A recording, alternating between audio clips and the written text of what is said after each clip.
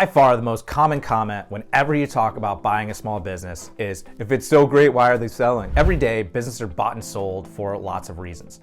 Every single transaction that happens in the stock market has a buyer and a seller.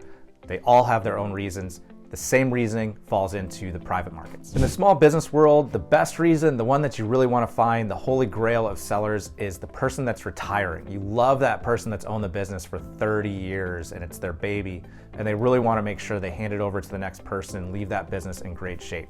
So retirement is probably one of the most common reasons, and it's everyone's favorite. And even so-called absentee businesses require some work and some level that people that are getting up there in age are going to want to back away from. It might just be part of their estate plan. Maybe their kids aren't going to take over the business.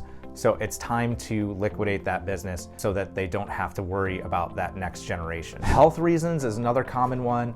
These can be a little messier transactions because the business wasn't prepped for sale, so the financials might not be as clean. And also there might be some problems with the training afterwards. The person that's retiring really wants to spend a lot of time with you. The person who's selling because they're really sick, they're not going to be able to give you the same amount of transition time as that person that's retiring. You also have the serial entrepreneurs, and these are the people that just really like starting businesses. There are some people that are just better at starting businesses than they are running them. They like building the processes, not implementing the processes. I think that's kind of where I fit in.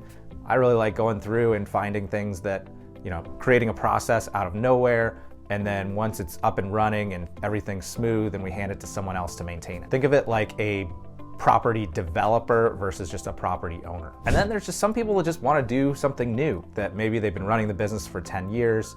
The average American only stays in a job for about 4 years. And that can happen with an entrepreneur as well, is that after 5, 10 years, that it's just time that they want to try something else. They've probably got lots of ideas and they've been working on this one, and it's just time for a new challenge. And of course, there are bad reasons where somebody knows that something's happening in their industry and it's going to completely destroy it. But I'd say that those instances are much fewer and far between than you might think.